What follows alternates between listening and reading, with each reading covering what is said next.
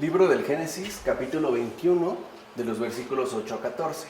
Dice el texto: El niño creció y dejaron de darle de mamar. Abraham dio un gran banquete el día que dejaron de dar de mamar a Isaac.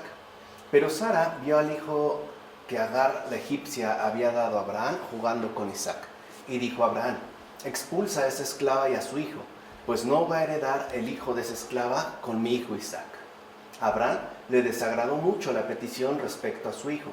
Pero Dios dijo a Abraham: No te desagrade lo del muchacho y su madre. Haz caso a Sara en todo lo que te dice, pues por Isaac una estirpe llevará tu nombre. También al hijo de la esclava lo constituiré en un gran pueblo por ser descendencia tuya. Muy de mañana, Abraham se levantó, tomó pan y un odre de agua y se lo dio a Agar. Se lo puso a la espalda con el niño y la despidió. Ella se marchó y anduvo errante por el desierto de Beersheba. El crecimiento de Isaac sugiere ya el crecimiento de la esperanza de Cristo. Y por tanto también se aludiría a el gozo de la salvación. Ahora bien, como ya sabemos, la carne se opone al espíritu en todo. Por eso el pueblo carnal, en este caso Ismael, se opone al pueblo espiritual, es decir, a Isaac. Es más, incluso entre nosotros, si alguno todavía es carnal, es decir, hijo de la esclavitud, se opone a los que viven según el espíritu, es decir, según ya la libertad. ¿O no es verdad que la carne tiene apetencias contrarias al espíritu y el espíritu contrarias a la carne, y que estos, carne y espíritu, son antagónicos entre sí, como afirma San Pablo en la carta a los Gálatas? También en nosotros mismos hay una ley que se opone a la ley de nuestro logos, la cual de hecho nos hace esclavos del pecado, como menciona Orígenes en sus homilías sobre el Génesis. Entonces lo que aquí vemos ya de entrada es que Ismael e Isaac simbolizan precisamente tal antagonismo. Uno será hijo de la libertad y por ende de la gracia, es decir, Isaac, mientras que el otro es hijo de la esclavitud, que es la figura que está asumida, en este caso, a través de Ismael. Sin embargo, conforme a lo que se escribió, no veo el motivo por el que Sara haya mandado expulsar al hijo de la esclava. Este, en efecto, jugaba con su hijo Isaac. ¿A quién ofendía o qué mal hacía jugando? Porque pareciera de entrada que la reacción de Sara es muy drástica, incluso podríamos decirlo así, muy fuerte. Bueno, francamente, me deja perplejo la actitud de Sara ante este juego de infancia. Veamos pues por qué se ha indignado Sara. Ya antes pusimos a Sara como tipo de la virtud. Pues bien, si la carne, de la cual es figura Ismael, lisonjea al espíritu, que es Isaac, y por tanto se comporta con él apelando a engañosos halagos, lo atrae con falsos deleites y hasta la ablanda con tramposos placeres. No olvidemos que el pecado siempre asume la forma de algo inofensivo, es decir, algo que pueda pasar incluso como una suerte de juego que no causará ningún tipo de daño, pero que de fondo acarrea una verdadera catástrofe. Entonces, un juego como ese debe ofender sobremanera a Sara, es decir, a la virtud. Así pues, tampoco tú, que oyes estas cosas, si por casualidad te atrae el deleite meramente carnal, es decir, si juegan contigo los atractivos del placer, huye de inmediato de tales cosas. No olvides que eres hijo de la virtud, no de la esclavitud. Huye pues, como si se tratara, según el apóstol Pablo, de la mayor persecución. Incluso si te ablanda la injusticia para que en consideración de algún personaje poderoso cuyo favor te influye, te dejes finalmente llevar por un juicio injusto, debes entender claramente que bajo forma de juego, padeces una blanda persecución de la injusticia. Y lo mismo puede decirse de cada especie de malicia. Aunque se presente en principio como algo blando y delicado, una especie de juego infantil, considérala siempre una grave persecución contra el espíritu, ya que lo que en verdad pretende la malicia es ofender la virtud, como menciona también Orígenes en sus homilías sobre el Génesis. Entonces lo que veríamos en un principio es este antagonismo dado entre la carne y el espíritu, es decir, entre Ismael e Isaac, y además de qué manera también la malicia suele emprender un ataque, un acercamiento para poder contrarrestar los efectos benéficos de la propia virtud. Es decir, la malicia se empieza a acercar de una manera inofensiva, tratando de envolvernos dentro de sus respectivas sugerencias presentadas a la manera de un juego ciertamente inofensivo. No obstante, lo que insisten, por ejemplo, en este caso, en los padres de la Iglesia, ¿no? En particular Orígenes, a partir del texto de la Escritura que hemos mencionado, es que no debemos ceder a tal tipo de insinuaciones, sino que debemos portarnos, digamos, de una manera firme en torno a la virtud y por ende rechazar cualquier mínima sugerencia que, por inofensiva que parezca, al menos al principio, conlleve como el fortalecimiento o el arraigo de la malicia en cada uno de nosotros. Además, espiritualmente hablando, todos los que llegan al conocimiento de Dios por la fe pueden ser llamados hijos de Abraham. Sin embargo, entre estos hay algunos que se adhieren a Dios por amor, otros lo hacen por miedo y temor del juicio futuro. De ahí que el apóstol Juan diga: el que teme no es perfecto en el amor perfecto expulsa el temor. Están citando la primera carta del presbítero Juan. Así pues, el que es perfecto en el amor nace de Abraham y por tanto es hijo de la libre, o sea, de Sara, que como ya dijimos, los padres de la Iglesia insisten en señalarla justo como figura de la virtud. Ahora bien, el que guarda los mandamientos no por amor perfecto, sino por miedo a la pena futura, ciertamente es también hijo de Abraham y recibe dones. Es decir, también va a recibir en este caso la recompensa de su obra. Pero con todo es inferior al que es perfecto, o sea, al que vive en la libertad del amor. Es pues el hijo de la esclava el que no puede todavía alcanzar dicha libertad. O sea que se pone en juego, espiritualmente hablando, esa libertad a la que hemos sido convocados todos y cada uno de nosotros. Una libertad que en efecto se adquiere por vía del amor, no a través del miedo. De hecho, solo los que viven en la libertad del amor no reciben un espíritu de esclavitud, sino un espíritu de adopción con el cual gritan Abba, es decir, Padre. Y cita Orígenes, la carta a los Romanos. O sea, vemos también cómo aquí se ponen en juego estas dos dimensiones que podrían ser una dimensión ciertamente mucho más moral, en tanto apelaría de manera directa a nuestro respectivo proceder humano, y también un sentido espiritual en el cual estaría involucrada la actitud que debemos asumir en tanto hijos de la fe. Ahora bien, date cuenta ya que por medio del juego Ismael molestaba a Isaac. Observa pues, querido amigo, que Sara, una vez más, no soporta la presunción ahora de Ismael. Recuerden que Sara ya se había quejado de esa actitud presuntuosa sostenida por Agar, es decir, por la mamá de Ismael. Ahora ve esta misma actitud en su hijo. De hecho, no es capaz de sobrellevarla con calma. Que el hijo de la esclava permanezca con Isaac. Por eso dispuso todo para acabar desde el principio con aquella temeridad supuestamente inofensiva. Ya sabemos a estas alturas de qué se trata. ¿O acaso habrá que soportar ver al hijo engendrado por la gracia, que es don mismo de Dios, o sea, la figura de Isaac, sometido a los juegos que al principio propone la esclavitud, es decir, la esclavitud del pecado? Realmente habrá que dejarlo pasar e incluso permitir que eso se intensifique y que ese supuesto juego alcance una dimensión mayor. Sara sabe muy bien que la libertad y la esclavitud no participan de la misma herencia. De hecho, los hijos de la esclavitud no tendrán nada en común con los hijos de la gracia.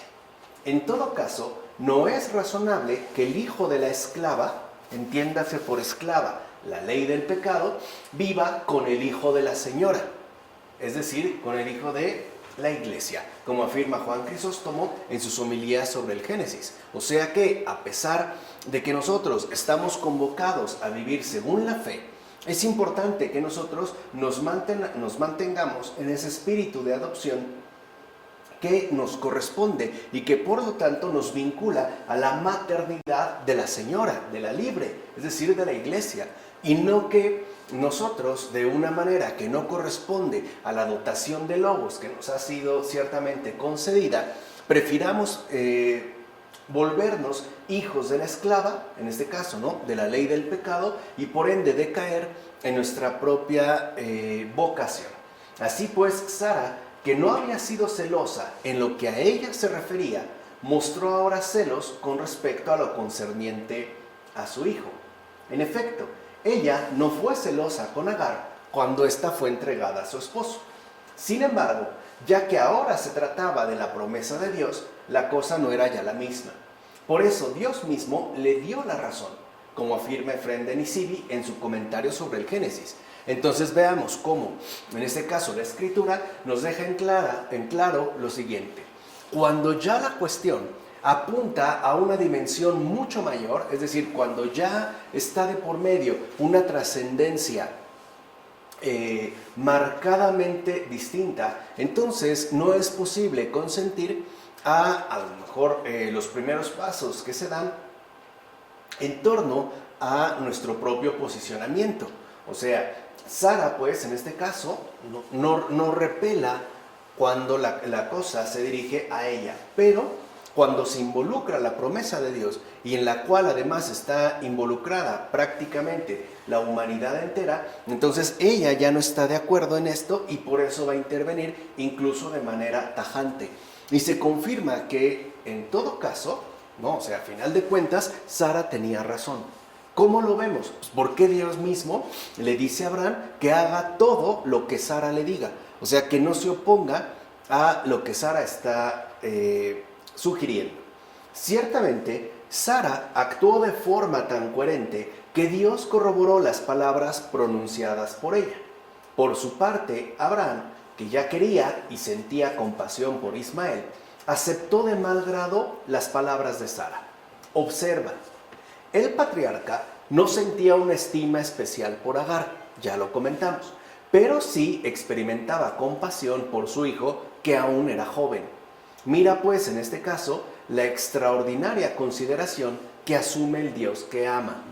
En efecto, cuando vio Dios que Sara sufrió algo muy humano y que Abraham no llevó con sosiego la expulsión de Ismael y de la esclava, entonces él mismo, fiel al amor que le caracteriza, fortaleció la armonía entre ellos.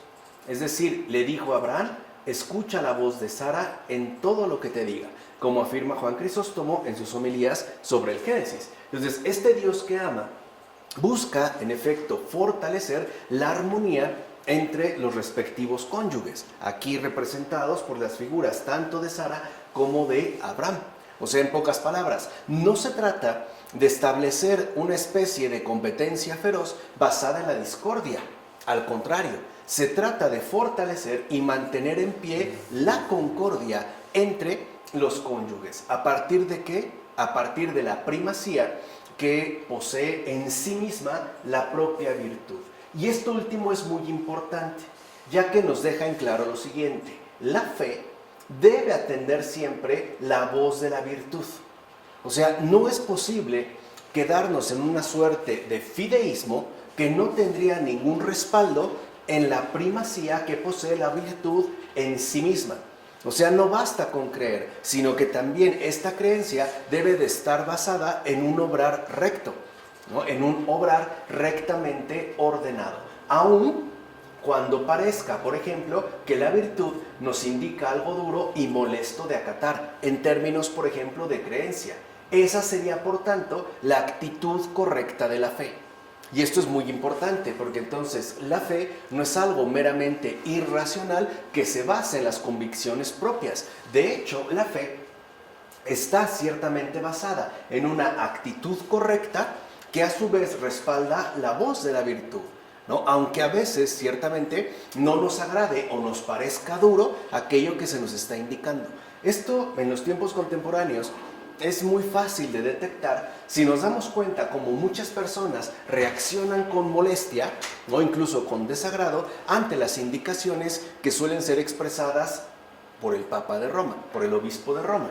En este caso, por ejemplo, por el Papa Francisco. Y lo mismo podríamos decir de los demás pontífices. Hay indicaciones que nos pueden parecer desde nuestra postura de fe algo duro, inaceptable, escandaloso e incluso y sobre todo molesto de acatar, o sea, de asumir y llevar.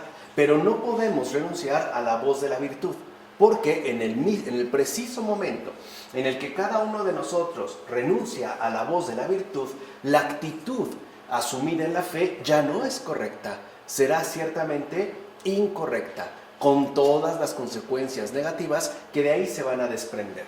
En efecto, no aceptes de mal grado lo que se te dice a través de Sara, es decir, de la virtud. Más bien, escucha siempre su voz. No quieras, pues, dañar a la que te ha mostrado tanto afecto. Ella busca salvarte de la muerte. Es más, ella es el fundamento de una gran prosperidad de salvación. Aquí es cuando entendemos el significado profundo de lo que llamamos virtud. ¿Qué es la virtud? El fundamento de una gran prosperidad de salvación. ¿O no fue ella, entiéndase, Sara igual a virtud, la que hizo que salieras de Egipto con gran riqueza y que después fueras considerado digno de la estima de Abimelech? Así pues, no consientas desear algo contrario a lo que ella te diga. Recuerda que tu descendencia saldrá de Isaac, es decir, del nacido de la virtud, y es este el que en verdad será heredero. Fortalece, por tanto, la paz y la armonía en la convivencia de la fe y la virtud, algo que, por cierto, en el mundo contemporáneo parece sumamente difícil de concretizar. O sea, la armonía la armonía de vida en torno a la convivencia de la fe y de la virtud, porque hay personas que optan por una especie de fideísmo sin virtud, mientras que hay otros que, aún declarándose creyentes, tratan de mantenerse en una especie de virtud sobresaliente, pero a costa de atentar contra las propias exigencias de la fe. Pues, como dijimos, fortalece pues la paz y la armonía en la convivencia de la fe y la virtud. Haz como Abraham, obedece y deja de lado tu natural afecto, pues cuando Dios ordena, deben apartarse los demás sentimientos, como afirma Juan Crisóstomo en sus homilías sobre el Génesis. Y me parece que tiene toda la razón, porque evidentemente nosotros, en tanto seres humanos, sí tenemos un natural afecto que suele aflorar, sobre todo cuando son abordados ciertos temas por demás sensibles. No obstante, cuando es Dios mismo quien da esta indicación, los sentimientos ya no pueden intervenir, porque muchas veces el ejercicio correcto de la virtud involucra dejar de lado los sentimientos que pueden manifestarse de una manera natural, es decir, en términos de afectos. Y ahí es cuando uno obedece pues la voz de la virtud. Así, veamos qué hace Abraham tras la indignación de Sara. O sea, ya vimos, digamos, la primera parte. Ciertamente expulsa a la esclava y a su hijo. No obstante, les da un odre de agua, ya que la madre no tiene un pozo de agua viva y el niño no podía sacar agua de un pozo. Ismael, en efecto, bebe agua de odre, pero este odre se vacía y por eso tiene sed. El agua se acaba y falta muchas veces. Pues bien, el odre es la letra de la ley. De ella bebe el pueblo carnal y por ende de allí es que toma su inteligencia. A veces incluso le llegará a faltar esa propia letra y por eso no alcanza para poder explicar como conviene. Dicho brevemente, la explicación según la letra se presenta deficiente. O sea, si nosotros solo nos limitáramos a la dimensión literal de la escritura, ya de entrada estaríamos incurriendo en una deficiencia. La Iglesia, en cambio, bebe de las fuentes de los evangelios y de los apóstoles, y estas fuentes no se agotan nunca. En todo caso, corren y se desbordan por sus plazas hasta dilatarse en la interpretación espiritual, que recuerden es la gran aportación que hiciera Orígenes en torno a lo que hoy conocemos como Escuela de Alejandría. O sea, si algo desarrolló Orígenes era el énfasis debido en la interpretación espiritual a partir de lo expuesto en el sentido literal. En efecto, la Iglesia bebe de los pozos y en consecuencia escruta de la ley cosas más profundas. O sea que habría pues como dos niveles muy particulares que deberíamos de distinguir de una manera muy precisa. Por una parte, la base fundamental que sería el sentido literal. Este no puede ser adulterado. El problema con el sentido literal no es que sea indebido, es que es insuficiente. Por eso es tan necesario acudir también a la interpretación espiritual para poder acceder a esas significaciones mucho más profundas que pueden pasar por alto si no nos ejercitamos dentro de estos pozos, dentro de estas profundidades que nos conceden en efecto las fuentes, ¿no?, abundantes que posee la Iglesia. Entonces, lo que vemos pues es que aquí se nota, por tanto, ese contraste entre profundidad que los padres atribuyen a la Iglesia y no sin fundamento, ¿no?, aquí lo están demostrando, y la mera superficialidad, es decir, la ley. No quiere decir, repito, que tengamos que anular la ley. Tenemos que profundizar en la ley, o sea, pasar de la ley a la Iglesia, pasar de ese espíritu de esclavitud que puede desarrollarse dentro de la ley a ese espíritu de libertad que la Iglesia justamente nos concede. Darle plenitud. Sí, llevarla a su plenitud. Infundir amor. O sea, esta infusión, ¿no?, de amor que la hace realmente fecunda, que le permite pues desbordar en buenos frutos. Así llegamos en este capítulo 21 a los versículos 15 a 21.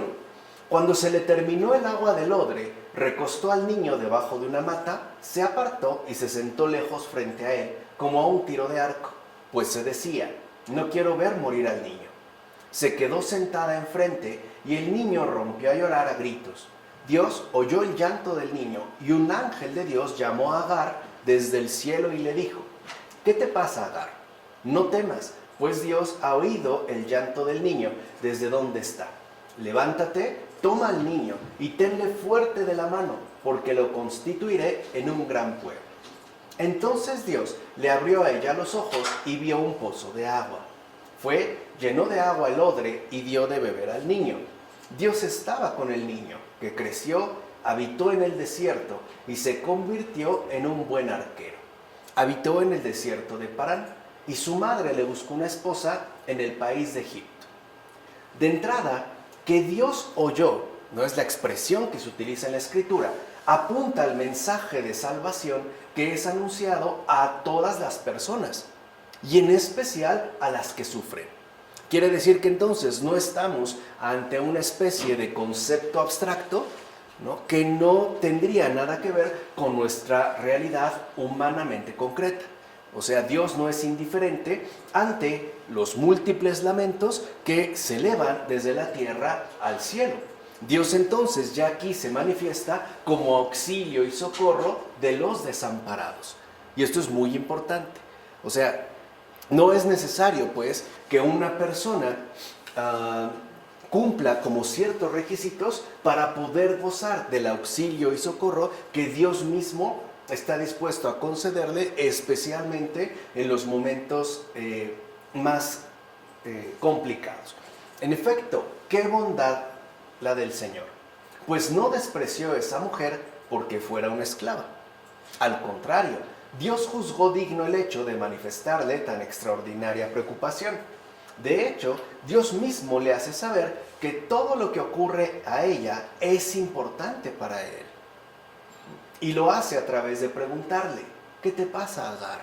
O sea, con esto ya se expresa que para Dios todo lo que sucede en una vida humana es importante. Aunque para nosotros pudiera resultar una banalidad o algo sin importancia, para Dios es sumamente importante. O sea, Dios está extremadamente interesado en todos y cada uno de nuestros asuntos. Sobre todo en la angustia. Especialmente en esos momentos dramáticos, inevitables, de dureza, de prueba y que podríamos resumir en la palabra desamparo. ¿no? O sea, ahí se ve también esta infinita atención que Dios nos concede a todos y cada uno de nosotros. Y asimismo le da una respuesta para que se llene de confianza. O sea, aquí vemos cómo entonces el Señor jamás va a inspirar desconfianza. Al contrario, siempre pretende que el corazón humano se fortalezca en la confianza. Es pues como si le dijera, no te preocupes, ni siquiera te inquiete el estar alejada de tu tierra. Tu hijo gozará de tal cuidado por mi parte que incluso él mismo llegará a ser una gran nación, como afirma Juan Crisóstomo en sus homilías sobre el Génesis. O sea que aquí vemos como uno de los modos del obrar de Dios es en efecto una clara consolación. O sea, Dios siempre reanima el alma, siempre nos infunde de nuevos ánimos para salir adelante. Y de hecho, una de las expresiones que Dios nos va a dirigir a cada uno de nosotros a diario es justo esta: no te preocupes. ¿Qué te sucede? ¿Qué te ocurre? Que no nos sintamos inquietos, perplejos o contrariados por las diversas situaciones que suelen presentarse en nuestra humana existencia, ya que debemos tener la certeza de que Él siempre estará con nosotros, acompañándonos para nuestro bien, aun cuando eso involucre momentos de relativa incertidumbre o momentos de cierta dificultad. O sea, el Señor también nos invita pues a la confianza y a esta, digamos, a esta serenidad del corazón que solo la puede obtener aquel que en efecto se confía de lleno en este Dios bondadoso. Así pues, cuando el niño estaba ya abandonado para morir, llora y se lamenta profundamente. Y en ese momento se presenta el ángel del Señor y abrió los ojos de Agar. Y ésta vio un pozo de agua viva. ¿Dónde pues encontramos que Agar tuviese los ojos cerrados para que después se le abriesen? ¿No es evidente que aquí se trata de la interpretación espiritual? En efecto, el pueblo, según la carne, fue abandonado y yace postrado en el hambre y la sed. Es decir, está sufriendo no un hambre de pan y una sed de agua, sino la sed de la palabra de Dios. Cita el profeta Amós: hasta que por fin se abran los ojos de la sinagoga. Esta es por tanto la ceguera de Agar, ya que engendró según la carne, y por tanto permanece en ella hasta que el velo de la letra sea quitado por el ángel de Dios. Ciertamente, ahora los judíos yacen en torno al pozo mismo, pero sus ojos están cerrados y no pueden ver el verdadero pozo de la ley y los profetas. No obstante, prestemos atención también nosotros a esta situación, ya que a menudo estamos alrededor del pozo de agua viva, es decir, de las escrituras divinas, y erramos en ellas. En efecto, tenemos los libros y hasta los leemos, pero no somos capaces de captar su sentido espiritual. Por eso es que se precisan las lágrimas y la oración incesante, justo para que el Señor abra nuestros ojos. Pero ¿por qué digo que se abran nuestros ojos si ya han sido abiertos? En efecto, Jesús vino a abrir los ojos de los ciegos. Así pues, nuestros ojos ya fueron abiertos y el velo de la letra de la ley ya fue levantado.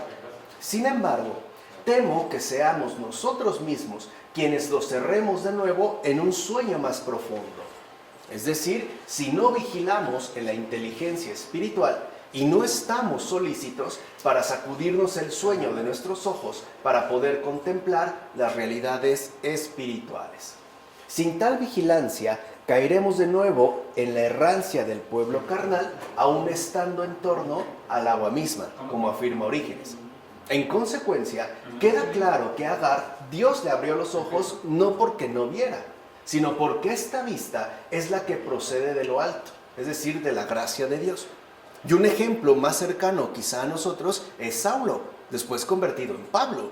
Él también tenía los ojos cerrados. De hecho, no es que se le cerraron de inmediato. El Señor le mostró la verdadera realidad de su situación de vida. Tenía los ojos cerrados. Y por eso es necesario que la gracia de Dios intervenga para que recupere la vista. Así pues, Dios mismo le permitió ver su ignorancia al despertar su mente. Y en consecuencia, le mostró el camino a fin de que hallara el lugar donde emanan fuentes de agua viva. Mira pues cómo en las dificultades el Señor mismo le concede el remedio. ¿O acaso no fue cuando ella se encontró en tal escasez de recursos y sin esperanza alguna de salvación, que el Señor le mostró su generosidad, tanto consolándola a ella como velando también por el niño? Esto es bien importante lo que acabamos de decir. Me voy a regresar un poquito. Mira pues cómo es justo en las dificultades cuando el Señor mismo concede el remedio. O sea, no solo atravesamos dificultades, sino que si el Señor permite que éstas acontezcan, es porque en medio de estas mismas dificultades, Él en efecto nos va a ofrecer el remedio. ¿O acaso no fue cuando ella, ¿no? Está hablando de Agar, se encontró en tal escasez de recursos y sin esperanza alguna de salvación, que el Señor le mostró su generosidad, tanto consolándola a ella como velando también por el niño? Por eso, entre paréntesis, el gran escritor George Bernanos afirmaba que la verdadera esperanza cristiana, es decir, la esperanza realmente cristiana, era una desesperación superada. No era una expectativa más o menos cumplida, era una desesperación superada. O sea, era realmente la manifestación de Dios en medio de las dificultades, cuando, al menos humanamente hablando, todo ya estaba perdido. Entonces, siempre que Dios quiere, aunque estemos solos, incluso en dificultades extremas, y pese a no tener esperanza alguna de salvación, no precisaremos de ninguna otra cosa, ya que la gracia de Dios lo será todo para nosotros. En efecto, si gozamos de su favor, nadie ni nada nos vencerá. Además, como dice la Escritura, estaba Dios con el niño y crecía y vivía en el desierto. De igual manera, si hemos puesto los medios para que Dios nos sea propicio, aunque estemos en el desierto, viviremos con más seguridad y tranquilidad que los que habitan en las ciudades.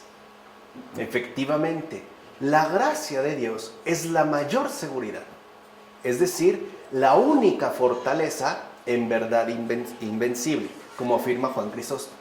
Y esto es muy importante porque también pareciera que nosotros, en tanto creyentes, nos convertimos cada vez más en una suerte de desgraciados. O sea, carentes de este respaldo definitivo en la gracia de Dios. No hay una mayor seguridad.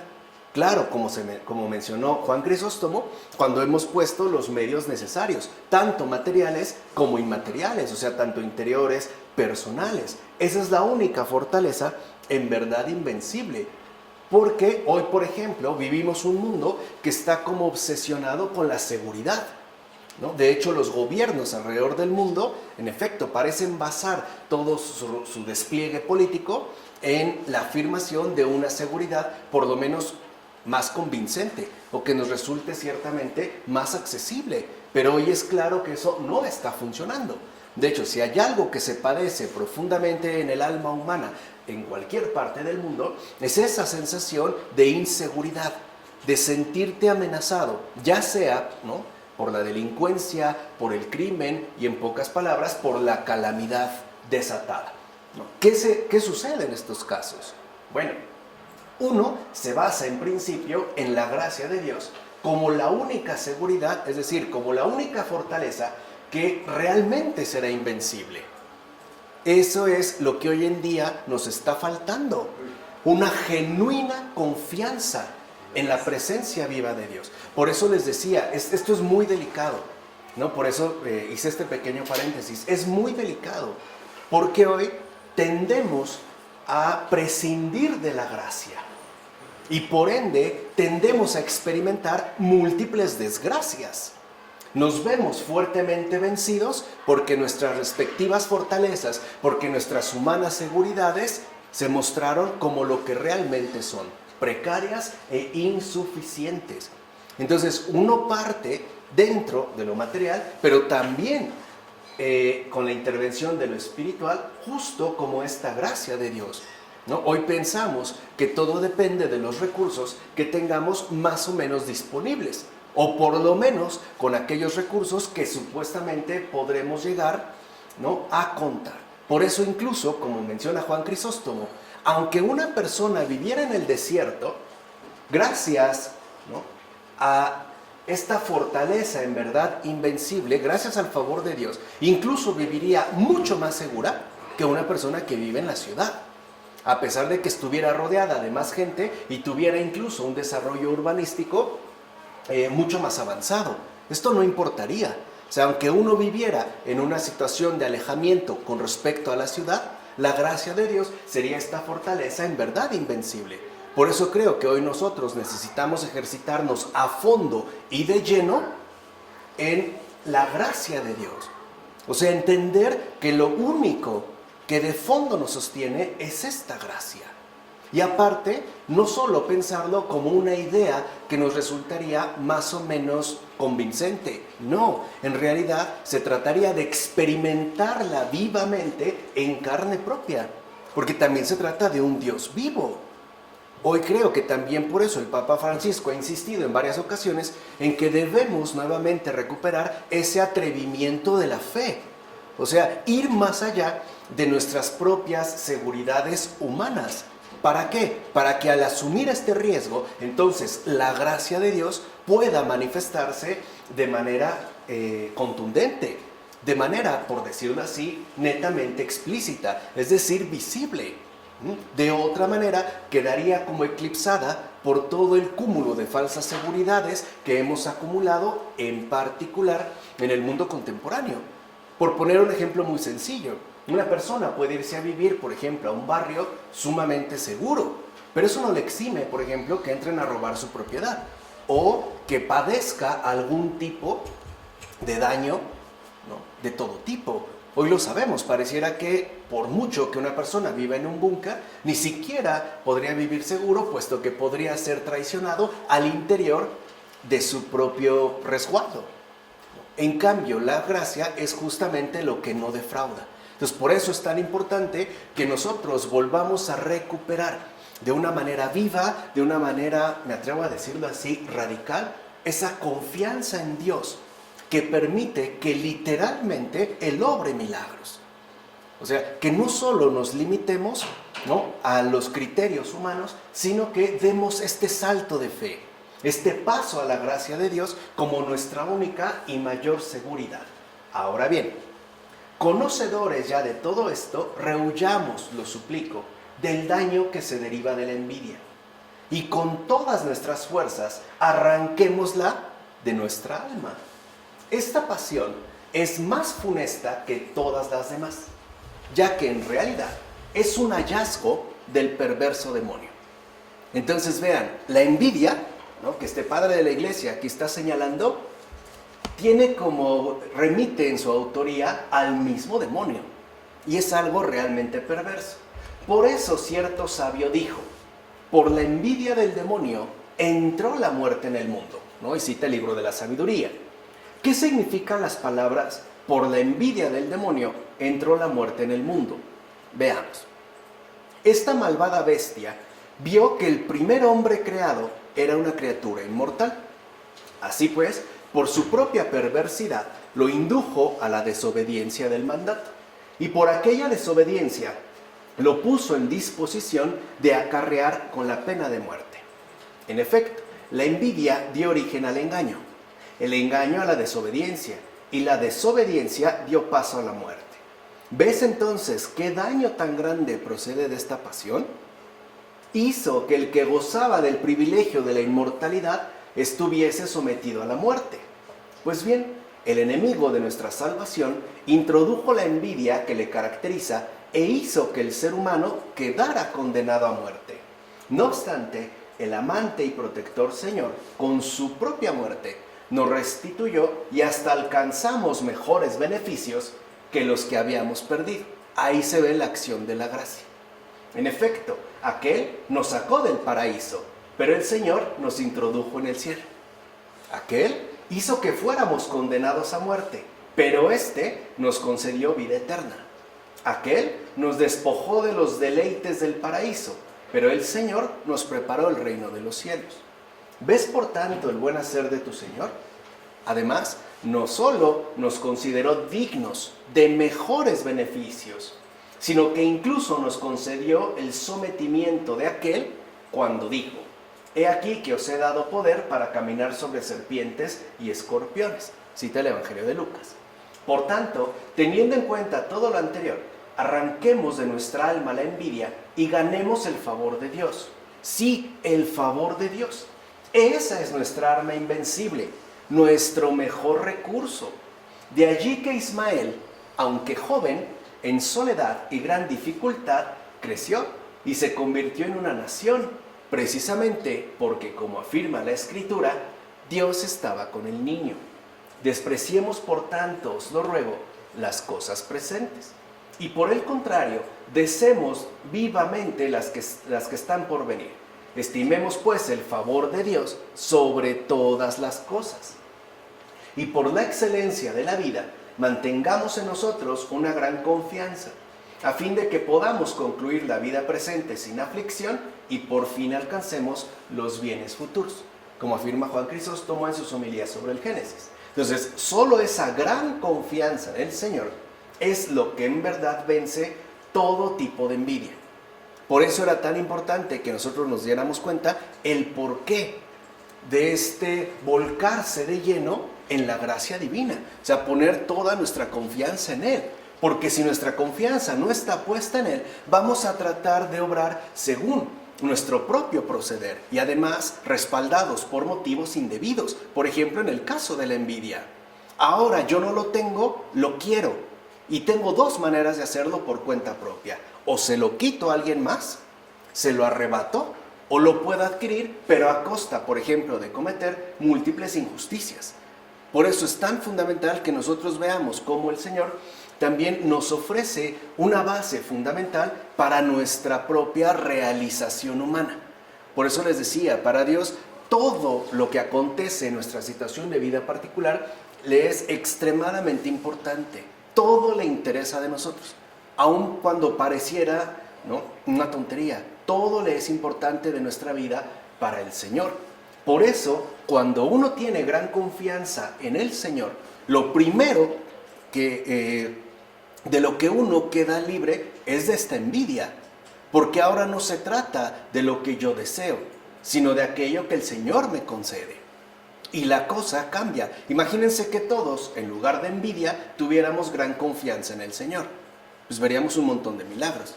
O sea, literalmente, se acabarían multitud de discordias. Viviríamos otra cosa. Bueno, por último, veamos también lo siguiente. Abraham soportó con enfado la marcha de Agar. No obstante, ella se iba por orden de Dios. De forma parecida, Israel en su caída causó una gran pena a los santos apóstoles y evangelistas. Por ellos se alejaron de allí no por su voluntad, sino porque así le parecía bien a Dios. Es decir, se alejaron por amor a Cristo. Ciertamente, después de haber sido despedida la madre de los judíos, anduvo errante durante mucho tiempo y además corrió el peligro de ser destruida totalmente y para siempre. No obstante, si en el decurso de los tiempos levantasen la voz gritando a Dios, sin lugar a dudas serán compadecidos del todo, estén donde estén. De hecho, Dios mismo abrirá los ojos de su alma y entonces ellos verán la fuente de agua viva, es decir, a Cristo el Señor. Y ya sabemos qué van a decir: bendito el que viene en el nombre del Señor. Y creyendo, también ellos se alegrarán. Y ya lavados, quedarán limpios y relucientes conforme a la voz del profeta. Citando a Isaías, como afirma Cirilo de Alejandría en sus inscripciones sobre el Pentateuco. Así llegamos a los versículos 22 a 34 de este capítulo 21. En aquel tiempo, Abimelech y Picol, jefe de su ejército, dijeron a Abraham: Dios está contigo en todo lo que haces. Ahora júrame aquí mismo por Dios que no me engañarás a mí, ni a mi posteridad, ni a mi estirpe. Que la misma lealtad que he tenido contigo, la tendrás tú conmigo y con la tierra en que resides como extranjero. Y Abraham respondió: lo juro. Pero Abraham se quejó a Abimelec a propósito de un pozo de agua del que se habían apoderado los siervos de Abimelec. Y Abimelec respondió: no sé quién ha hecho tal cosa, ni tú me lo habías comunicado, ni yo lo había oído hasta hoy. Abraham tomó ovejas y vacas, se las dio a Abimelec e hicieron los dos una alianza. Luego Abraham apartó 7 ovejas del rebaño, y Abimelec preguntó a Abraham: ¿qué significan esas 7 ovejas que has apartado? Él dijo: acepta de mi mano estas 7 ovejas en señal de mi testimonio de que yo he cavado este pozo. Por eso se llama aquel lugar Beersheba, porque allí juraron los dos. Después que hicieron una alianza en Beersheba, Abimelec y Picol, capitán de su ejército, se volvieron al país de los filisteos. Abraham plantó un tamarisco en Beersheba e invocó allí el nombre del Señor. Abraham residió mucho tiempo en el país de los filisteos. ¿Te das cuenta cómo aquellos dos personajes acuden al favorecido por Dios para hacer un pacto con Él? Es así como suceden las cosas. Incluso los poderosos no pueden dejar de reconocer que el favorecido por Dios es mucho más grande y hasta temible que ellos. En efecto, Abimelec y Picol tenían miedo, pues se daban cuenta que un poder mayor los superaba. ¿Acaso no habían visto ambos cómo Abraham, por estar favorecido por Dios, venció en la guerra contra los reyes y hasta se le había prometido la tierra de Canaán, es decir, la propia tierra de Abimelec y Picol? Por eso se apresuraron a establecer una alianza con Abraham, como afirma Efrén de Nisibi en su comentario sobre el Génesis. Démonos cuenta que el justo no obra injustamente contra nadie. Abraham, como bien sabemos, no cometió injusticias contra el linaje de Abimelec. De hecho, Abraham ni siquiera propaga palabras injuriosas sobre ellos, que no, como menciona un anónimo en esta catena sobre el Génesis. O sea que el justo no solo es justo en su proceder, sino en la misma reacción que asume ante una determinada situación. O sea, el justo no solo se limita al recto obrar, sino que también tiene, digamos, fortalecido, ¿no?, el discernimiento en base al uso de la propia lengua. O sea, ni siquiera se ve que tenga una reacción o que les recrimine, por ejemplo, por el señalamiento que han realizado. ¿De acuerdo? Así llegamos ya al capítulo 22, de los versículos 1 a 8. Después de estos sucesos, Dios puso a prueba a Abraham y le llamó: Abraham. Este respondió: aquí estoy. Entonces le dijo: toma a tu hijo, a tu único hijo, al que tú amas, a Isaac, y vete a la región de Moria. Allí lo ofrecerás en sacrificio, sobre un monte que yo te indicaré. Muy de mañana, Abraham se levantó, aparejó su asno, se llevó consigo a 2 siervos y a su hijo Isaac, cortó la leña del sacrificio, se puso en camino y se dirigió al lugar que le había dicho Dios. Al tercer día, Abraham alzó la vista y divisó el lugar a lo lejos. Entonces dijo Abraham a sus siervos: quedaos aquí con el asno, mientras el muchacho y yo vamos hasta allí para adorar a Dios. Luego volveremos con vosotros. Tomó Abraham la leña del sacrificio y se la cargó a su hijo Isaac, mientras él llevaba en la mano el fuego y el cuchillo. Y se pusieron en marcha los dos juntos. Isaac dijo a su padre Abraham: Padre. Él respondió: sí, hijo mío. Y el muchacho preguntó: aquí está el fuego y la leña, pero ¿dónde está el cordero para el sacrificio? Respondió Abraham: Dios proveerá el cordero para el sacrificio, hijo mío. Aquí se nos cuenta la 10ª prueba que atravesó este patriarca. Recuerden que en la Biblia el 10 significa plenitud, cumplimiento. De hecho, no es casual que esta sea la 10ª, porque para Abraham va a ser incluso la más dura. Recordemos pues que el número 10 es símbolo de acabamiento y por tanto de perfección. O sea que el Señor lleva a Abraham hasta la perfección a través de, digamos, atravesar esta 10ª prueba. Abraham se muestra fiel a Dios, es decir, deseoso de obedecer a Dios a pesar de la extrañeza misteriosa que encierra su palabra. De hecho, aquí ya no aparecen las sutiles evasiones que expuso anteriormente, sino que ahora acepta con franca simplicidad y obedece en silencio. Ese es un signo de perfección espiritual. Cuando uno ya obedece a Dios en un franco silencio, en un simple silencio. Cuando ya no hay evasiones, jaloneos o incluso reproches, ¿no? Porque este silencio no es un silencio amargo de resignación, es un silencio basado en una serena confianza. Quiere decir que Abraham ya había alcanzado un altísimo nivel espiritual. Y así lo dice cuando dice después de esos sucesos, quiere decir. Después de todo lo que ha atravesado, o sea, hacia dónde lo ha llevado el Señor. ¿No? O sea, aquí vemos pues que el silencio interior es una actitud de serena confianza, porque sí hay un silencio amargo. Cuando uno se queda callado por resignación y por decirlo así, aceptando lo que sucede de mala gana. Aquí ya no, porque lo dijimos desde el principio. Desde el primer momento en el que el Señor se le manifiesta a Abraham, lo primero que le enseñó era confiar en Él. Y para que uno, seamos sinceros, para que uno realmente confíe en Dios, tiene que atravesar múltiples dificultades.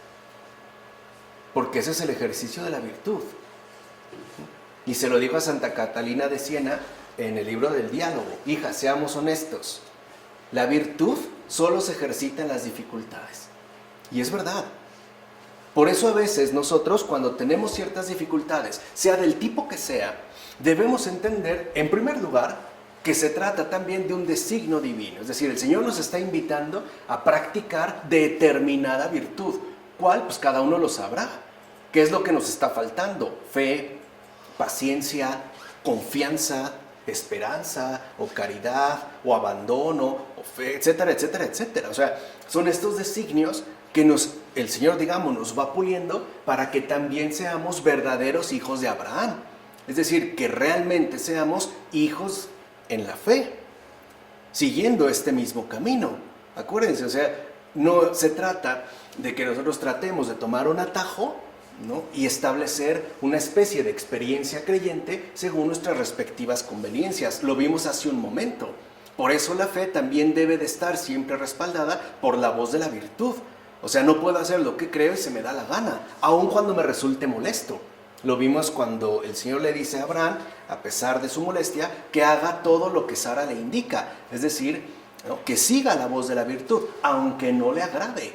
Lo mismo vemos ya en el caso de Abraham. O sea, el hecho de que no responda, de que ya no cuestione, sino que literalmente ponga manos a la obra, ya nos muestra, primero, que Abraham ya está muy bien preparado por Dios, pero necesita terminar. O sea, porque el Señor no es mal hecho.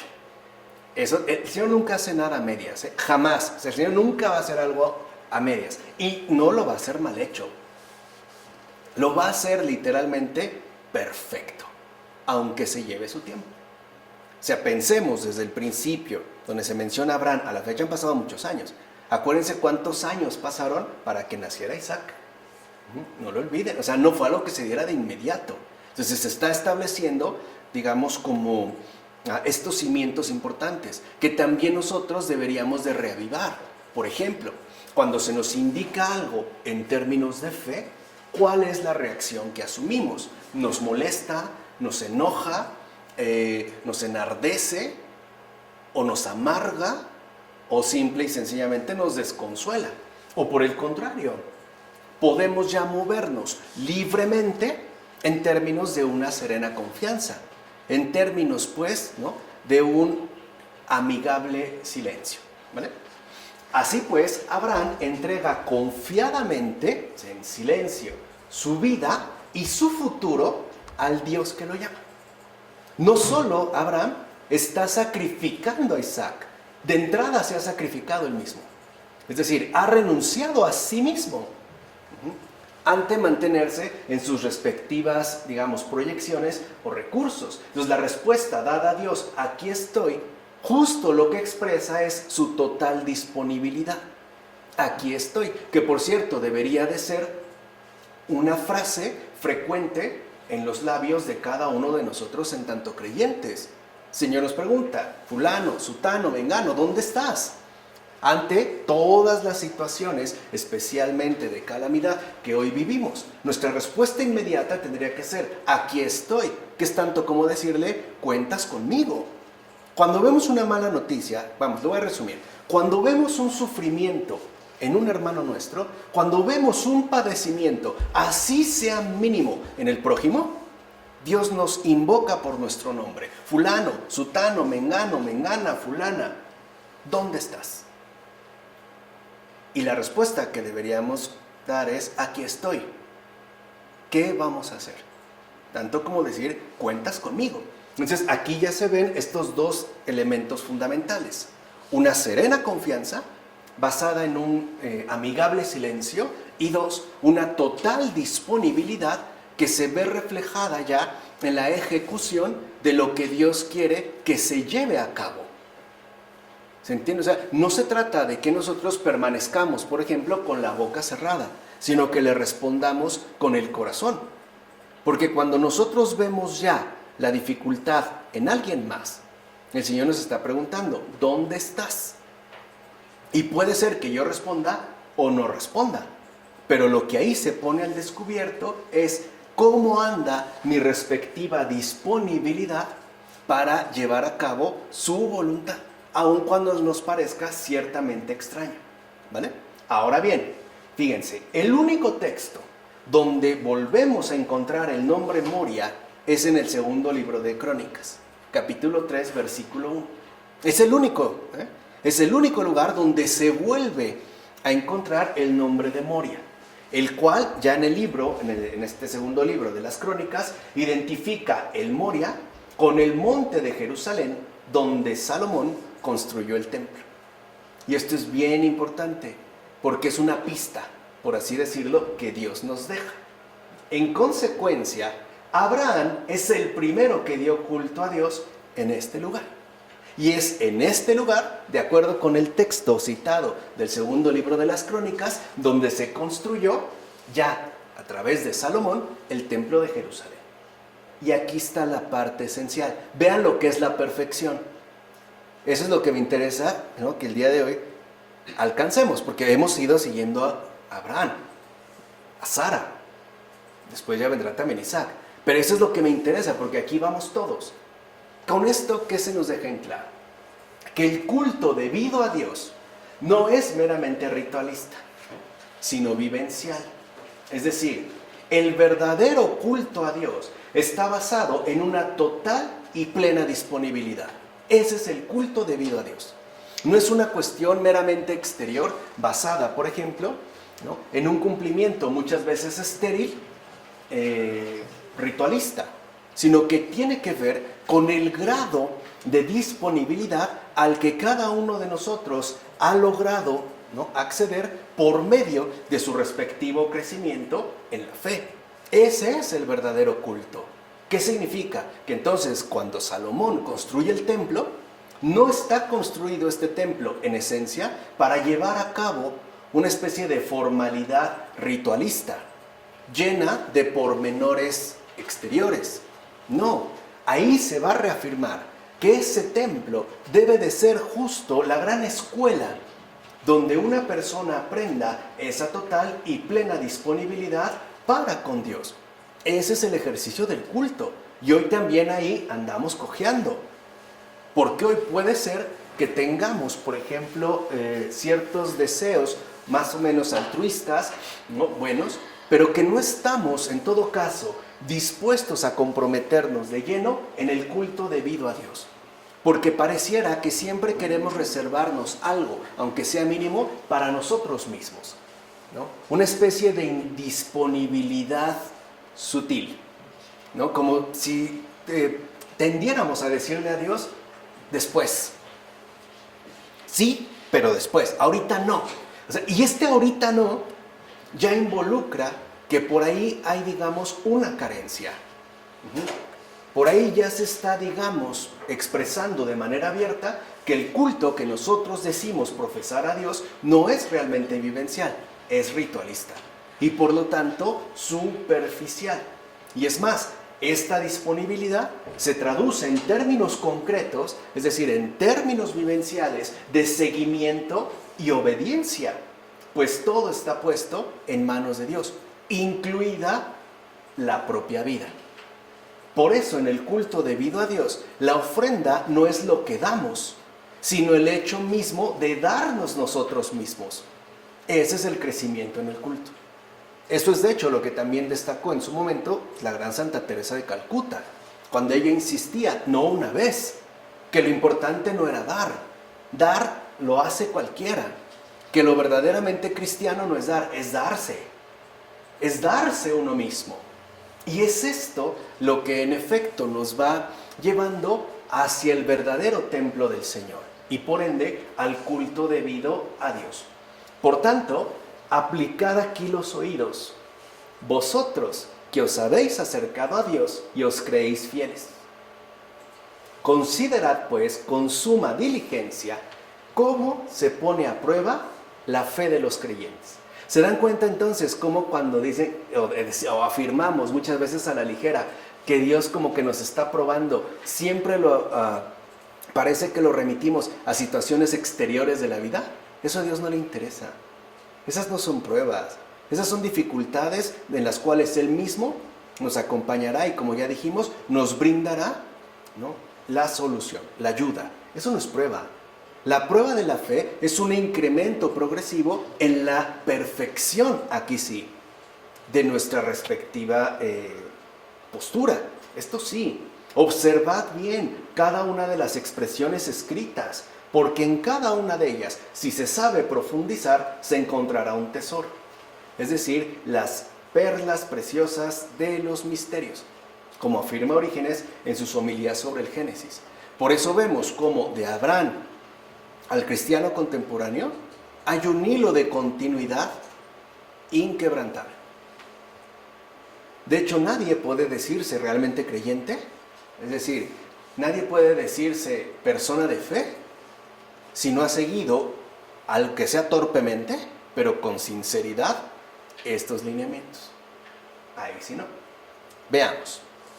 ¿Qué pensamientos y de qué género se agitan en tu corazón ante tales sucesos? Como bien sabemos, de Dios ha salido una voz para romper y probar tu fe. ¿Qué dices tú a esto? ¿Qué piensas? ¿Acaso le das vueltas en tu corazón a esta idea? Si en Isaac me fue hecha la promesa y ahora lo ofrezco en sacrificio, solo queda que deje de esperar en esta promesa. O más bien piensas que suceda lo que suceda, la promesa permanecerá. ¿Cómo poder escrutar los pensamientos de tan gran patriarca movido por la voz de Dios? Pero ya que el espíritu de los profetas está sometido a los profetas, cita la primera carta a los Corintios, ¿no?, el apóstol Pablo, por medio del espíritu, nos lo dio a conocer diciendo: por la fe, Abraham no dudó al ofrecer a su hijo único en el que había recibido las promesas, pensando que Dios es poderoso incluso para resucitarlo de entre los muertos, como se afirma en la carta a los Hebreos, que hoy ya sabemos no es precisamente de Pablo, aunque durante mucho tiempo, muchos siglos, se consideró a Pablo el autor. Hoy ya está prácticamente claro que no es San Pablo el autor de la carta a los Hebreos, es un autor anónimo. Bueno, con esto se nos ha revelado que ya entonces, es decir, en Isaac, tuvo sus comienzos la fe en la resurrección. En efecto, Abraham esperaba que Isaac resucitase y por tanto creía que llegaría a producirse lo que aún no se había verificado. ¿Cómo pueden entonces ser hijos de Abraham los que no creen que se haya cumplido en Cristo lo que Abraham sí creyó que habría de cumplirse en Isaac?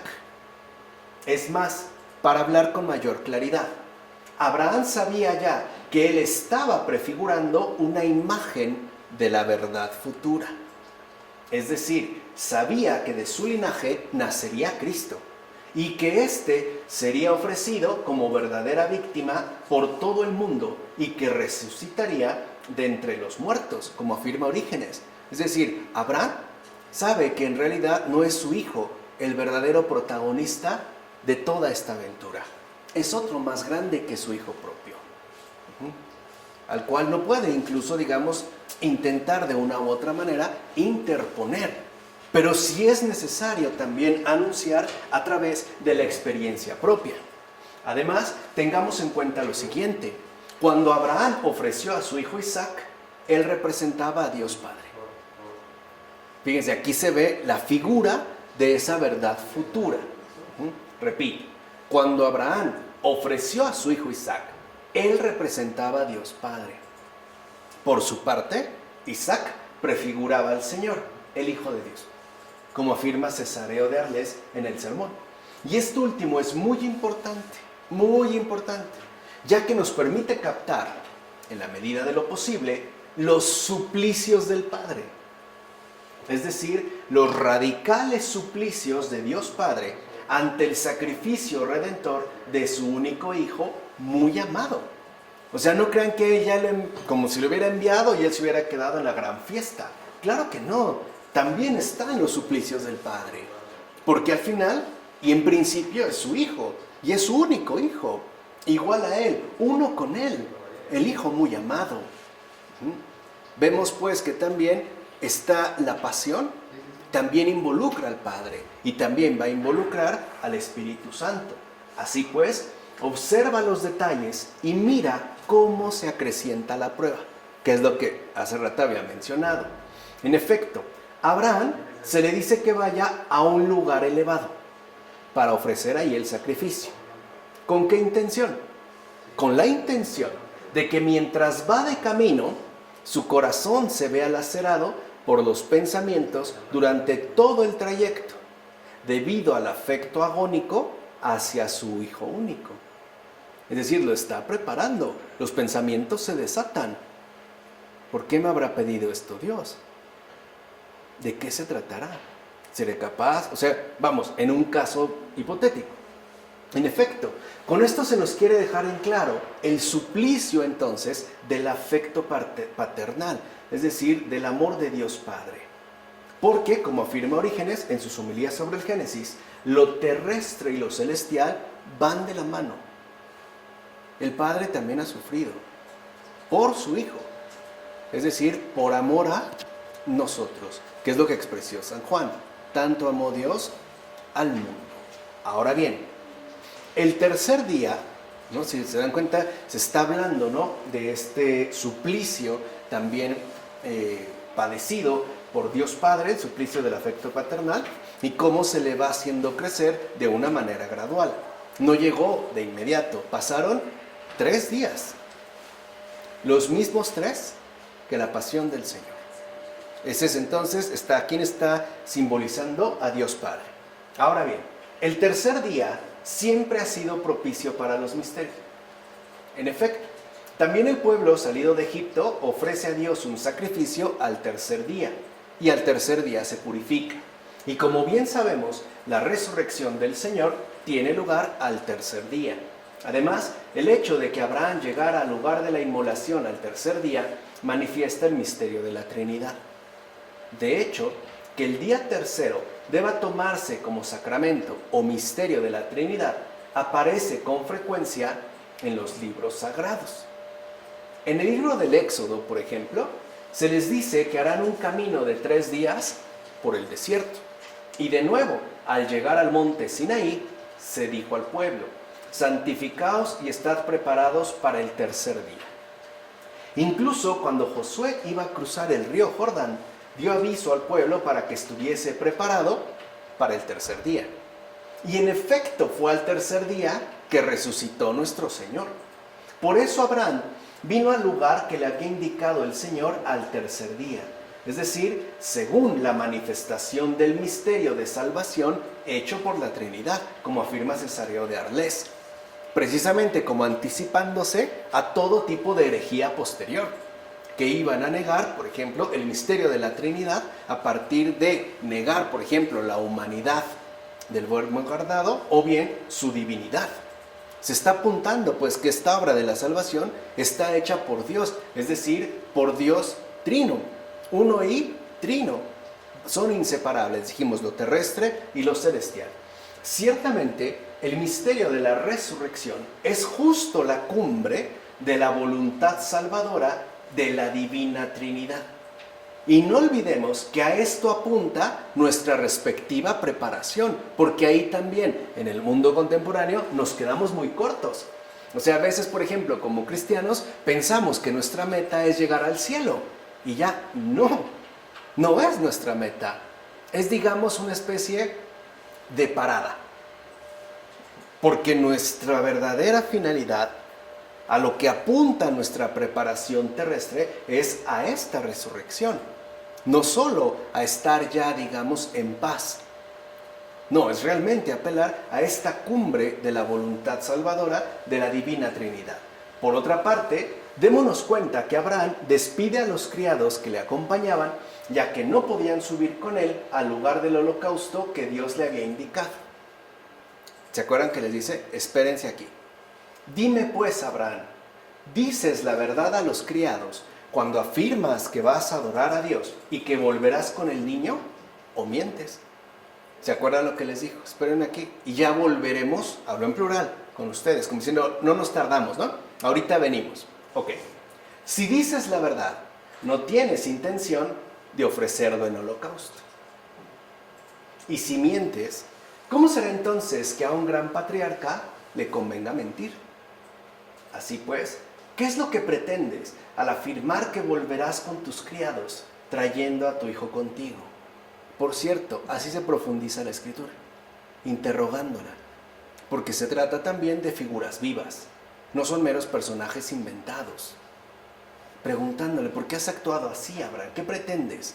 ¿De qué se trata? ¿Por qué lo has hecho? Y dejar entonces que la palabra nos hable. Bueno, dice Abraham, digo la verdad, ofrezco al niño en holocausto. Por eso, para que vean que no miento, llevo la leña. Pero he de volver con él a vosotros, porque creo, y esta es mi fe, que Dios es todopoderoso para resucitarlo incluso de entre los muertos, como afirma Orígenes. Otra de nuestras carencias. Hoy casi no meditamos en el misterio de Dios en términos del todopoderoso. Pensamos que sí es poderoso, pero no todopoderoso. O sea, como que otra vez hay estas limitaciones, ¿no? O estas carencias que deben de ser restituidas. Pensar que realmente no solo es poderoso, es el todopoderoso. Que para él realmente nada es imposible. Nada. Pues bien, la leña es la cruz. Es decir, la muerte real de Jesús en sacrificio. Con esto ya se indica que su muerte no es una farsa. No fue un teatrito, fue una muerte real. Y su resurrección es la confirmación de que Dios ha vencido a la muerte. Él, en efecto, volvió con nosotros de entre los muertos. Entonces, si lo ven en este pasaje por adelantado, se nos está ya preparando para la verdad futura. Primera, que el Hijo de Dios sí se ha hecho verdaderamente hombre, la encarnación. 2, que verdaderamente ha padecido la pasión y ha muerto en cruz. Ha muerto Dios mismo en la cruz. Por eso cuando Nietzsche, ¿no?, afirmaba con pomposidad, Dios ha muerto, nosotros lo hemos matado, como si afirmara la gran novedad, pues la verdad es que esto ya la sabíamos desde hace mucho. Eso, cualquier cristiano mínimamente cuerdo lo sabe. Sí, Dios ha muerto, pero resucitó. Sí, nosotros lo matamos, pero Él, a cambio, nos devolvió una vida eterna. Volvió de entre los muertos, justo para no desconfiar, como lo vimos en los versículos anteriores, de la obra salvadora de la Trinidad. Para que no otra vez se hicieran rumores, o bien que no había muerto, o bien que no se había encarnado, o bien que simple y sencillamente no había resucitado. Que de hecho esta última es una tendencia que apareció hace algunos años a partir del llamado Evangelio de Judas, el cual afirmaba que en realidad no resucitó. O cuando un arqueólogo hace también unos cuantos años afirmaba haber descubierto la tumba de Jesús, porque tenía el nombre Jesús. Y decía, yo no lo hago para atacar sus creencias, al contrario, para confirmar que este personaje al que ustedes siguen sí existió, sí, pero no resucitó. No somos estúpidos. No nos quieran ver la cara de idiotas. No, que aquí ya se nos está anunciando la realidad de los acontecimientos. Así pues, los dos criados a los que Abraham ordena permanecer con el asno eran imagen del pueblo judío, ya que en cuanto no iba a creer en Cristo, no podía subir o llegar al lugar donde iba a ser inmolado. Aquel asno ciertamente significaba la sinagoga. El cordero atrapado por los cuernos entre las zarzas era la representación de Cristo. No olvidemos que también Cristo estaba sujeto como con cuernos entre las espinas cuando estaba colgado de la cruz, traspasado por dos clavos. Ahora bien, el que el propio Isaac llevara la leña con la que lo iban a sacrificar, también representa al Señor Jesucristo, que llevó su propia cruz hasta el lugar de la crucifixión. De este misterio dice el profeta Isaías: sobre sus hombros está el imperio. Y lo dice porque Cristo tuvo el imperio sobre sus hombros cuando llevó la cruz con admirable humildad. De hecho, no es extraño que la cruz de Cristo signifique el imperio, pues por ella es vencido el diablo y el mundo entero es convocado de nuevo al conocimiento de la verdad, es decir, a la gracia de Cristo. Ese es el imperio de la verdad. Todo esto lo decimos para que se sepa claramente que el imperio de Cristo no es otro que su cruz. El verdadero Isaac, hijo de Abraham, es pues Cristo, clavado en la cruz en favor del género humano, como afirma Cesario de Arles. Y tal sacrificio es algo que solo Dios pudo proveer. Ni siquiera es algo que nosotros ofreciéramos. Por ejemplo, como en antiguas culturas donde se ofrecía quizá lo más preciado, doncellas hermosas o los más valientes guerreros. Para este sacrificio nosotros ni siquiera teníamos los recursos para realizarlo. Dios no solo lo hizo, lo proveyó. Y el mismo Abraham así lo reconoció. ¿Se dan cuenta ya de su perfección? En esta 10ª prueba, además, la razón de que se le haya dicho a los criados: sentaos aquí con el asno, es la siguiente: el pueblo judío que no creería en Cristo no podría ya estar de pie. En efecto, como enfermo débil por haber despreciado la cruz del Señor, caería en tierra sin poder levantarse. Ahí mismo ya se veía quebrantado, como afirma Cesario de Arles en su sermón.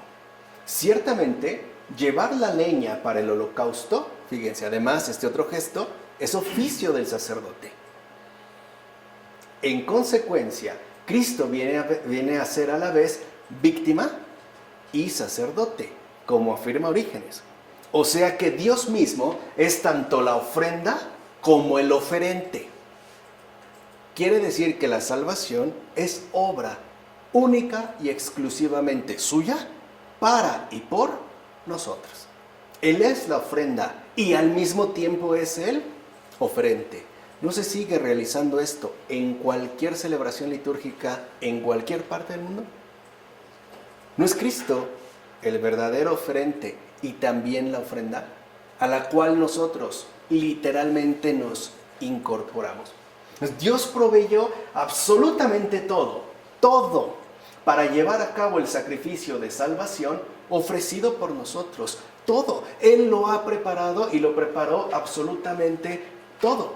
Dios proveyó absolutamente todo. Y dicho sea de paso, si algo nos es necesario para nuestra respectiva salvación, también lo va a proveer. Y si no existe, lo inventará. ¿No? Eso yo lo aprendí de Romano Guardini. Si para nosotros nos es necesario algo en orden a la salvación, Dios lo va a proveer. Y si no existiera, lo va a inventar. O sea, aquí es cuando vemos cómo Dios provee absolutamente todo para llevar a cabo la salvación. Ahora bien, como bien sabemos, Isaac dijo a Abraham lo siguiente: Padre. En este momento, la voz proferida por el Hijo es una enseñanza para nosotros. ¿En qué consiste esta enseñanza? La invocación. O sea, en los momentos de mayor dureza, de mayor aflicción, de sufrimiento, nunca estamos desamparados. ¿Se acuerdan que ya se había adelantado esto al mencionar el caso de Agar? Ya que el Padre atiende nuestras súplicas y nos responde: ¿qué hay, hijo? ¿Qué sucede? Lo que dijimos, ¿qué te pasa? ¿Qué ocurre? ¿Qué necesitas? En efecto, nunca olvidemos que Dios mismo ofrece prontamente su ayuda a quien acude a Él. Dios no vacila en manifestar su misericordia. Mira a Isaac, quien a pesar de todo lo que estaba ocurriendo, no dudó en dirigirse a Abraham con el nombre de Padre. ¿O acaso le dijo, oye, ¿estás loco? ¿Qué te ocurre? Te desconozco. No, le dijo, Padre. Y en cuanto Isaac le llamó Padre, él le contestó, Hijo mío. Quiere decir que entonces para el Padre, nosotros sí somos realmente sus hijos. Y no vacila en ello. Aún cuando uno de estos hijos se encuentra en una situación de verdadera calamidad, como afirma el gran Ambrosio en A la muerte del hermano. Pues bien, en dos cosas salió victorioso Abraham. Mató a su hijo sin matarlo y además creyó que tras su muerte Dios le resucitaría y descendería de nuevo con él. Estaba pues convencido que jamás mentiría aquel que le dijo, tu semilla será nombrada a través de Isaac. Efrén de Nisibi. ¿Por qué lo mató sin matarlo? Porque renunció a él en su corazón. Es decir, estaba dispuesto, pues, ¿no?, a confiar, no a hacer, a confiar plenamente en lo que Dios le había dicho ya con anterioridad. De hecho, el propio Isaac era un milagro. Tampoco es que partiera de cero. Ya era un milagro. Si Dios había creado un milagro al darle un hijo, ¿no sería capaz, en tanto todopoderoso, también de resucitarlo, por ejemplo? Volverlo a la vida. Por último, ya con esto terminamos el día de hoy, tengamos en cuenta lo siguiente. La respuesta de Abraham, tan atenta y prudente, conmueve. Quizá no podamos saber qué veía en espíritu cuando dice, Dios proveerá el cordero. En efecto, la frase de Abraham no alude al presente, sino al futuro. En efecto, al hijo que le pregunta por el presente, Abraham le responde con el futuro. Y ese futuro anunciado es justamente Cristo, ya que Dios mismo proveerá la salvación hasta en sus más mínimos detalles y no por necesidad, no por obligación, sino libre y amorosamente. Quiere decir que la obra efectuada, ¿no?, por Dios en tanto salvación ha sido en realidad en todos y cada uno de sus detalles una obra plena de amor y una obra además plenamente libre, no forzada, no como que de mala gana, no a disgusto, no como si hubiera una especie de jaloneo entre el Padre, el Hijo y el Espíritu, no como si uno quisiera y dos no, o dos sí y uno no. Los tres justamente han realizado esta obra en un amor perfecto y además de una manera absolutamente libre. Por eso también es muy importante a veces, ¿no?, matizar las expresiones que se han podido dar, por ejemplo, en términos de algunos santos. Si uno lee el texto de la Pasión del Señor de San Alfonso María de Ligorio, podemos encontrar un pasaje donde dice, menciona a San Alfonso, me parece que era sobre todo a lo mejor una intención quizá más bien pedagógica, ¿no?, en términos de conmover los corazones, pero aún así dijimos, no podemos exaltar la fe a costa de la virtud, ¿no?, de la rectitud de la virtud, donde la imagen era, y a mí me impactó mucho justo porque me parecía un poco, no dura, pero extraña en base a lo que acabamos de mencionar ahorita, porque él básicamente lo que afirmaba era algo así como que el Padre ya tenía levantada la mano directo para el castigar al mundo entero, ¿no?, caído en tanta corrupción, y que el Hijo le extendía las manos y le ponía sus llagas abiertas en los ojos, que cuando el Padre veía a través de estas llagas aplacaba su ira, como si no fuera también un gesto de amor. Cuidado con este tipo de expresiones. Digo, se puede entender, por ejemplo, en términos de una especie de recurso, ¿no?, a lo mejor catequético, para conmover los corazones, pero nunca podemos atentar contra la verdad. Ahí sí no. No podemos pensar que entonces el Padre ya no nos soporta y que es el Hijo el que lo está conteniendo, porque no es verdad. Porque ya lo vimos como desde el principio, el Padre también ha tenido sus suplicios. Y estos suplicios han sido por nosotros, a tal grado que, como lo aprendimos con Adrián von Speyer, incluso pareciera que el Padre nos ha preferido a nosotros que a su propio Hijo. Él no está buscando la condenación.